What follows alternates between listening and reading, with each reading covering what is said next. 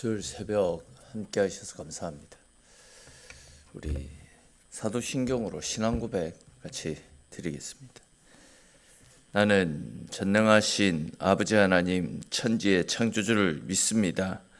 나는 그의 유일하신 아들 우리 주 예수 그리스도를 믿습니다. 그는 성령으로 잉태되어 동정녀 마리아에게서 나시고 본디오 빌라도에게 고난을 받아 십자가에 못 박혀 죽으시고 장사된 지 사흘 만에 죽은 자 가운데서 다시 살아나셨으며 하늘에 오르시어 전능하신 아버지 하나님 우편에 앉아 계시다가 거기로부터 살아있는 자와 죽은 자를 심판하러 오십니다. 나는 성령을 믿으며 거룩한 공교회와 성도의 교제와 죄를 용서받는 것과 몸의 부활과 영생을 믿습니다. 아멘. 찬송 같이 드리겠습니다. 찬송가 407장 찬송 드리겠습니다.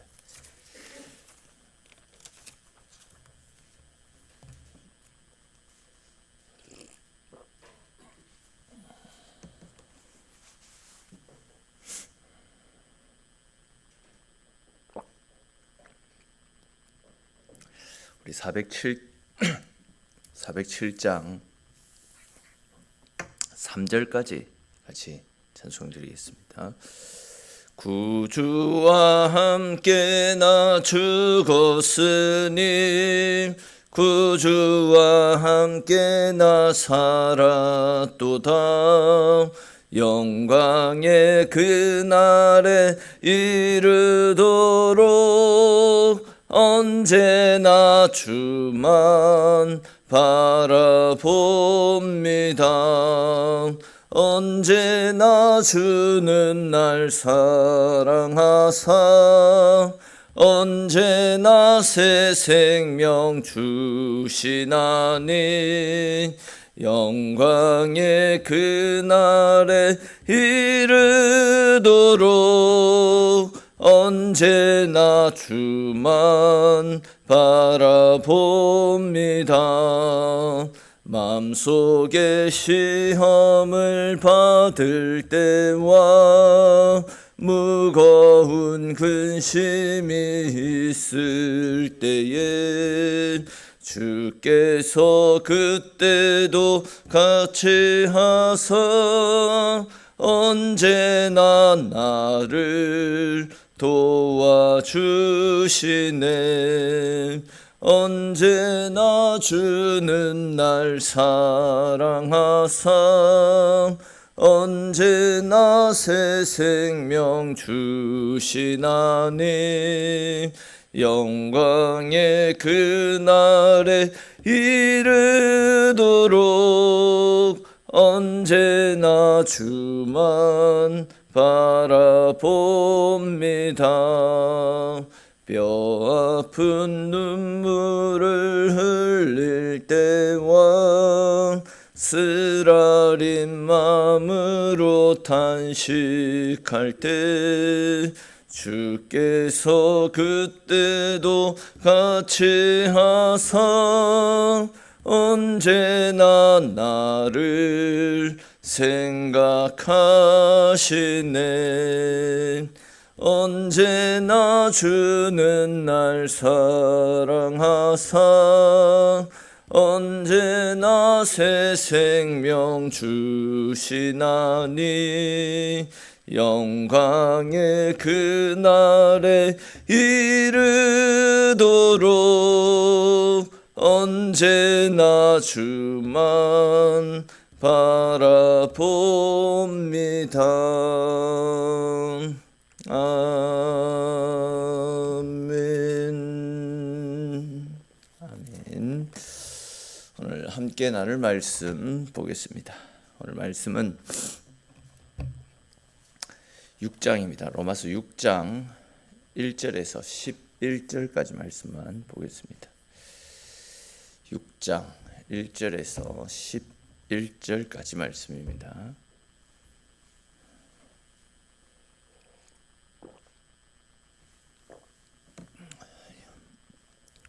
로마서 6장 11절까지 우리 한 절씩 읽고 11절은 같이 읽겠습니다. 그런즉 우리가 무슨 말을 하리요? 은혜를 더하게 하려고 죄에 거하겠느냐?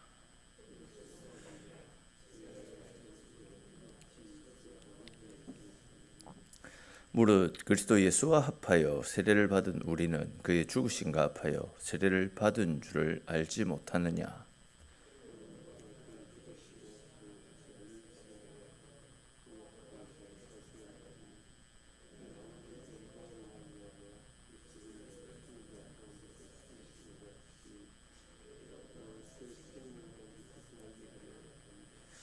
만일 우리가 그의 죽으심과 같은 모양으로 연합한 자가 되었으면 또한 그의 부활과 같은 모양으로 연합한 자도 되리라.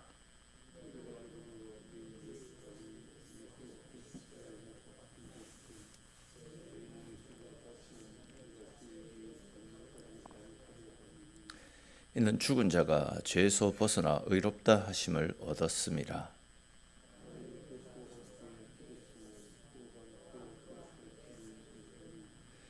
이는 그리스도께서 죽은 자 가운데서 살아나셨음에 다시 죽지 아니하시고 사망이 다시 그를 주장하지 못할 줄을 알미로라.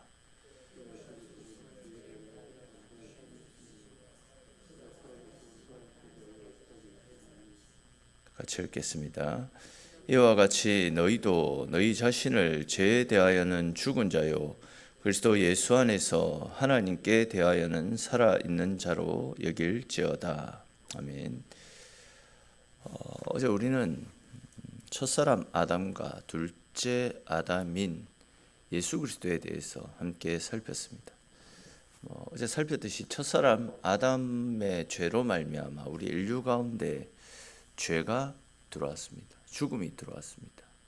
그런데 둘째 아담인 예수 그리스도께서 하나님 말씀 앞에 순종함으로 우리 인간에게 평화가 찾아왔고 생명이 들어왔습니다. 그래서 우리가 지은 죄가 용서를 받게 되지 않았습니까? 아담으로 인해서 사망이 우리 인간에게 왕노릇했다면 예수 그리스도를 통해서 생명이 이제 우리의 삶을 지배하고 다스리고 왕노릇하는 그런 삶으로 우리의 인생이 바뀌게 되었습니다. 사망이 이제 생명으로 바뀌어졌던 것이죠. 즉 아무리 우리의 죄가 커도 그 죄를 덮을 만한 그리스도의 은혜가 우리에게 주어졌습니다. 이와 관련해서 바울은 죄가 있는 곳에 은혜가 임하였다 이런 표현을 사용했습니다. 그러니까 우리의 죄가 있지만 그 죄를 덮는 그리스도의 은혜가 우리에게 주어졌다. 죄가 있는 곳에 더 큰 은혜가 주어진다. 그런 표현을 사용했더랬습니다. 그런데 이제 문제가 하나 발생했습니다. 죄가 더한 곳에 은혜가 더하여진다. 이 말씀을 왜곡하고 또 이 말씀을 잘못 해석하는 사람들이 생겨났습니다. 그 사람들은 죄가 있는 곳에 은혜가 많구나. 그러면 우리가 은혜가 계속 쏟아지게 하려면 죄를 더 지어야 되는 것 아니냐. 이런 식으로 이제 바울의 논리를 비꼬아서 말하는 사람들이 생겨났습니다. 이제 죄가 있는 곳에 은혜가 있으니까 죄를 습관적으로 지으면 더 많은 은혜를 누릴 수 있을 것이다. 너의 논리는 이런 논리 아니냐라는 말들로 바울의 이 교리를 비꼬는 사람이 있었다라는 거죠. 이에 대해서 이제 사도 바울은 오늘 본문에서 그것이 아님을 설명합니다. 6장 1절 2절 말씀에서 은혜를 더하게 하려고 죄 속에 빠져서 살아가겠느냐? 그럴 수 없다. 단호하게 은혜를 더하려고 죄를 더 짓는 이런 일은 있을 수 없다. 이렇게 이야기합니다. 무슨 이야기입니까? 분명 죄가 있는 곳에 은혜가 더하여지지만 은혜를 얻기 위해서 죄를 지을 필요가 없다라고 이야기합니다. 바울의 말에 의하면 우리는 이미 죄에 대해서 죽은 존재입니다. 2절에 기록된 죄에 대해서 죽은 우리가 어찌 그 가운데 더 살리요? 라는 말씀처럼 우리는 더 이상 죄 가운데 살 수가 없습니다. 우리는 십자가에 달리신 주님이 십자가에 달리실 때 우리도 우리 속에 있는 죄와 함께 십자가 달리신 예수님과 함께 죽은 사람들입니다. 죄와 관계없는 사람들이다라는 거죠. 죄와 단절된 사람이기 때문에 더 이상 우리를 죄가 지배할 수 없는 겁니다. 이것이 바로 바울이 말하고자 하는 논점입니다. 다들 아시듯이 죽은 사람은 반응이 없지 않습니까? 죽은 사람은 화를 낼 수가 없습니다. 죽은 사람은 아무것도 할 수가 없는 겁니다. 예를 들어서 이제 죽어서 묘지에 안치되어 있는 분이 있다 가정을 해봅시다. 죽은 사람이 어떻게 도둑질을 하고 어떻게 술 담배를 하고 어떻게 엉뚱한 짓을 하고 다닐 수 있겠습니까? 이미 죽었기 때문에 죄의 유혹이 들어와도 그 죄에 대해서 반응할 수가 없다라는 겁니다. 살아있기 때문에 유혹에 넘어가고 살아있기 때문에 죄에 끌려다니는 겁니다. 우리가 왜 죄를 지으며 살아가는 것이겠습니까? 아직 죄에 대해서 죽지 않았기 때문에, 예수와 함께 우리가 죽지 않았기 때문에 죄의 유혹에 끌려다니는 겁니다. 다시 말해 내가 살아있다라는 거예요. 내 자아가, 내 욕심이 아직도 살아있기 때문에 죄를 짓고 유혹에 넘어간다라는 겁니다. 내가 죽으면 죄에 대해서 끌려다니지 않는다라는 겁니다. 이 사실과 관련해서 3절과 4절에서 바울은 세례를 예로 들어서 소개하고 있습니다. 세례가 무엇입니까? 세례라는 것은 우리가 예수 그리스도를 나의 구원자로 영접하고 나의 과거는 죽고 주님과 함께 새로운 삶을 살겠다라는 내 영적인 고백을 행하는 것이 세례 아닙니까? 아시듯이 세례는 원래 침례입니다. 원래대로라고 하면 계속 몇 번 말씀드렸듯이 원래대로라고 하면 자기 몸을 물속에 푹 담그는 겁니다. 머리까지 물속에 들어가는 겁니다. 물속에 자기 몸을 머리까지 담궜다. 이 이야기는 과거의 나는 이제 죽이겠다. 이런 이야기 아니겠습니까? 내가 죽는 겁니다. 옛사람인 내가 이제는 죽었다라는 거죠. 그리고 다시 이제 물 밖으로 나옵니다. 그럼 이제 옛사람인 내가 죽고 예수를 모를 때 지었던 내 모든 죄와 함께 과거에 내가 죽고 이제는 주님으로 말미암아 새로운 사람으로 새롭게 태어난다라는 의미가 담겨 있는 것이 세례이지 않습니까? 그러니까 이제 우리가 세례받는다. 이 이야기는 옛사람이 그리스도 안에서 죽는다라는 것이고 이제는 죄 씻음 받고 주님의 자녀가 된 주님의 새로운 자녀로서의 삶을 살겠다. 이것입니다. 이것이 바로 세례의 의미입니다. 누구든지 그리스도 예수 안에 있으면 새로운 피조물이라. 예수 안에 있으면 새로운 피조물이라. 이전 것은 지나갔으니 보라 새 것이 되었도다 라는 고린도후서 5장 17절에 기록된 이 말씀처럼 우리는 예수님을 영접하고 세례를 받는 순간에 죄로 물들었던 과거에 우리가 죽고 주님의 생명으로 주의 은혜로 살아가는 인생들입니다. 알고 계시듯이 우리 기독교의 진리는 죽으면 다시 사는 인생 아닙니까? 우리 잘 아는 요한복음 12장 24절 말씀에도 보면 한 알의 밀알이 죽을 때에 생명이 솟아나는 겁니다. 그러나 그대로 있으면 아무것도 얻지 못한다라고 말씀하고 있지 않습니까? 내가 죽어야지 열매를 맺을 수 있는 겁니다. 가정의 평화, 교회의 평화, 또 국가의 평화도 결국은 내가 죽을 때에 찾아오는 것 아니겠습니까? 왜 자꾸 분란이 일어나고 왜 자꾸 갈등이 찾아오는 것이겠습니까? 내가 살아서 내가 시퍼렇게 살아가지고 내 의지를 앞세우고 내 욕심을 앞서기 때문에 그렇게 갈등이 생기는 겁니다. 한 사람이 죽으면 싸움이 일어나지가 않는 겁니다. 가정에서 내가 죽으면 가정이 평화롭고 교회에서 내가 죽고 예수가 살면 교회가 은혜롭습니다. 정치 역시도 한 사람이 죽으면 평화로워질 수 있게 되는 것 아니겠습니까? 내 한 사람이 죽으면 된다라는 겁니다. 그러면 평화가 찾아오는 겁니다.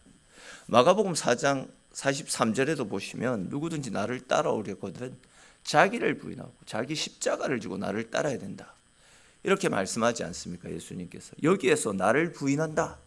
이 말씀 역시도 결국은 예수 믿기 전에 내 욕심, 내 의지, 내 정욕들, 즉 내가 죽고 주님을 따라야 된다. 이 이야기를 하고 있는 것입니다. 내가 살아있으면 주님을 따를 수가 없게 되는 것입니다. 뿐만 아니라 내가 죽지 않으면 항상 죄에게 종노릇하며 죄에게 끌려다닐 수밖에 없는 겁니다. 오늘 보면 6절 말씀도 보십시오. 우리가 알거니와 우리의 옛사람이 예수와 함께 십자가에 못 박힌 것은 죄의 몸이 죽어 다시는 우리가 죄에게 종노릇하지 않게 하려 함이라. 이렇게 말씀하고 있지 않습니까? 즉 우리의 옛사람이 십자가에 못 박혀 죽은 이유는 다시는 죄에게 종노릇하지 않기 위해서입니다. 근데 우리는 어떻습니까? 아직도 죄에게 종노릇하며 살아가고 있습니다. 죄에게 끌려다닙니다. 죄의 유혹 앞에 너무나도 쉽게 타협한 채 살아가고 있습니다. 왜 그렇습니까? 바울의 논리에 의하면 아직도 우리가 살아있기 때문이다. 이렇게 말씀하고 있습니다. 여러분, 우리가 예수 그리스도의 보혈로 구원받은 것은 이렇게 죄와 타협하며 내가 살아서 죄에게 끌려다니라고 구원받은 것이 아니지 않습니까? 오늘 본문 4절에도 다시 보십시오. 새 생명 가운데서 행하게 하려 합니다. 즉 주님께서 보혈의 피로 우리를 살리신 것은 우리가 주님과 함께 살게 하려고 우리를 살리셨다라는 것입니다. 6절에도 보십시오. 우리가 예수와 함께 십자가에 죽은 것은 더 이상 죄에게 종노릇하지 않게 하려고라고 말씀하고 있죠. 또 7절에도 보시면 이는 죽은 자가 죄에서 벗어나 의롭다 하심을 얻었습니다. 이렇게 말씀합니다. 그러니까 우리는 이미 의롭다 하심을 얻었습니다. 왜 그렇습니까? 예수와 함께 죽었기 때문에 우리는 의로운 존재가 되는 겁니다. 그런데도 아직도 죄에 끌려다녔어야 되겠습니까? 다시금 말씀을 드립니다. 우리는 이미 예수와 함께 의롭다 하심을 얻은 존재들입니다. 죄에 끌려다닐 필요가 없습니다. 혹 죄의 유혹들이, 죄에 대한 어떤 생각들이 우리 가운데 밀려올 때에 내가 나서서는 안 됩니다. 죽은 나는 가만히 있고 내 안에 사시는 예수가 앞장서실 수 있도록 주님의 말씀으로 내 삶을 내려놓고 주의 말씀 앞에 순종하며 예수님이 내 삶을 앞서 나가시도록 주님께 우리 인생을 맡겨야만 됩니다. 주님이 나가시면 백전백승할 수 있게 되는 것입니다. 오늘 본문에서 사도 바울은 우리가 더 이상 죄에게 종노릇하지 않기 위해서는 내가 죄에 대해서 죽어야 된다. 하나님에 대해서 살아있는 자가 되어야 된다. 이렇게 이야기를 하고 있습니다.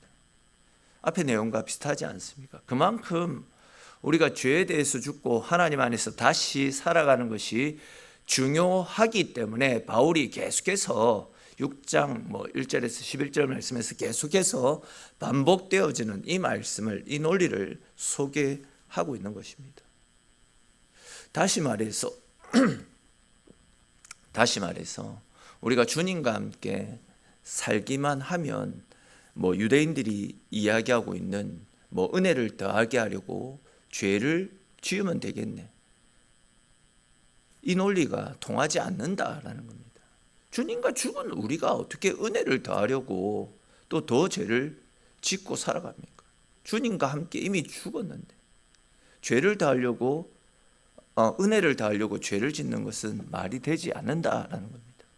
우리가 하나님의 자녀가 되었다면 하나님의 자녀됨의 기쁨과 긍지와 자부심을 가지고 살아가야 되는데 옛날에 사탄에게 종노릇한 죄의 근성을, 종의 근성을 아직도 못 버려서 허구한 날 그렇게 죄 가운데 끌려다니고 살아간다면 하나님 보시기에 얼마나 안타깝겠습니까?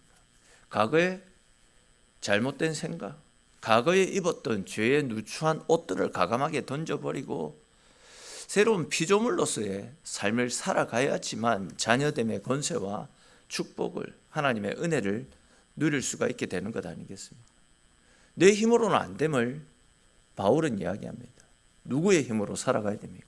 성령의 능력, 우리와 함께 하시는 예수 그리스도를 의지하며 살아가야 됩니다. 그럼 우리는 예수를 믿고 구원을 받았지만 아직 우리 속에는 죄의 뿌리가 남아 있습니다. 저에게도 죄의 쓴뿌리가 남아 있을 것이고 여러분들도 마찬가지입니다. 죄의 유혹을 받을 수 있습니다. 범죄의 유혹도 받을 수 있습니다. 그러면 어떻게 해야 됩니까? 바울의 논리에 따르면 내 안에 있는 예수께서 내 삶을 지배하실 수 있도록 그렇게 해야지만 죄로부터 승리할 수 있다라고 이야기하고 있습니다. 여러분, 주님이 내 안에 역사하고 계십니다. 나는 주님이 거하시는 거룩한 성전이지 않습니까? 예수님께서 내 안에 계신다라는 것은 결국 성령께서 나와 함께 하시고 내 삶을 다스리고 계시다라는 말씀입니다. 주님이 다스리시고 주님께서 우리의 삶을 이끄시도록 내가 죽고 항상 주님이 앞서 나가실 수 있도록 내 삶을 주님 앞에 내려놔야지 축복된 삶을 살 수 있고 승리의 삶을 살 수 있습니다. 오늘 보면 11절을 보십시오. 이와 같이 너희도 너희 자신을 죄에 대해서는 죽은 자요 그리스도 예수 안에서 하나님에 대해서 살아있는 자로 여길지니라, 이렇게 말씀하고 있습니다. 이 말씀처럼 우리는 죄에 대해서 이미 죽은 자들입니다. 우리는 주님이 살아계시는 주님의 자녀이고 이미 주님으로 말미암아 새로운 생명을 얻은 거듭난 인생입니다. 예수님의 생명이 우리 안에 있습니다. 내 안에 그리스도가 계시기 때문에 내 안에 계시는 예수로 인해서 우리의 죄와 정욕을 십자가에 못 박고 이제는 주님의 자녀로서의 삶을 살아갈 수 있어야 되는 겁니다. 내가 그리스도와 함께 십자가에 못 박혔나니 그런 적 이제는 내가 사는 것이 아니고 내 안에 사시는 그리스도 예수로 사는 것이다 라는 이 말씀처럼 주님의 십자가의 은혜로 죄 용서함을 받은 하나님의 자녀들답게 이제는 십자가 앞에서 내 육신의 정욕, 이생의 자랑, 안목의 자랑들을 철저하게 다 내려놓으시고 오직 내 안에 역사하시는 성령 하나님의 인도를 따라 주님의 자녀답게 주님의 영광을 나타내며 주님 은혜 가운데 날마다 승리의 삶을 살아가시는 저와 여러분들의 인생이 될 수 있기를 주님의 이름으로 축원합니다. 기도드리겠습니다. 주님, 오늘 이 새벽도 주의 백성들을 주님의 자리로 불러주시고 저희들과 함께 주님이 열어가시는 은혜 가운데 살아갈 수 있도록 함께 하심에 주님 고맙고 감사합니다. 오늘 사도 바울이 우리에게 들려주고 있는 말씀처럼 우리는 이미 주님과 함께 십자가에 못 박혀 죽은 자들입니다. 이제는 내가 사는 것이 아니라 내 안에 사시는 그리스도 예수께서 사시는 삶을 살아가야 되는 인생입니다. 하나님, 이 말씀을 우리가 꼭 기억하게 하시고 이제는 죄에 대해서 죽게 하시고 정욕에 대해서 죽게 하시고 세상의 유혹, 세상의 자랑에 대해서 죽고 온전히 하나님 안에서 살아서 하나님 나라를 바라보고 그리스도 예수께서 꿈꾸는 곳을 우리도 함께 꿈꾸고 주님이 원하시는 삶을 위해서 내 삶을 온전히 드리고 언제나 성령의 지배를 따라 성령께서 하나님께서 이끄시는 생명의 삶, 은혜의 삶으로 하나님께 영광 돌리는 우리의 인생이 될 수 있도록 주님 함께하여 주시옵소서. 오늘 이 새벽도 기도의 제목을 가지고 주님께 나와왔습니다. 기도하며 하나님 찾을 때에도 우리 가운데 좋은 것들로 채워주시고 우리의 소원에 응답하여 주시는 그 신 하나님의 사랑을 새롭게 누리며 돌아가는 복된 시간 되어지도록 하나님 우리와 함께 하시고 우리를 붙잡아 주시기를 소망하옵고 모든 말씀 살아계신 우리 주 예수님의 이름으로 기도드립니다. 아멘.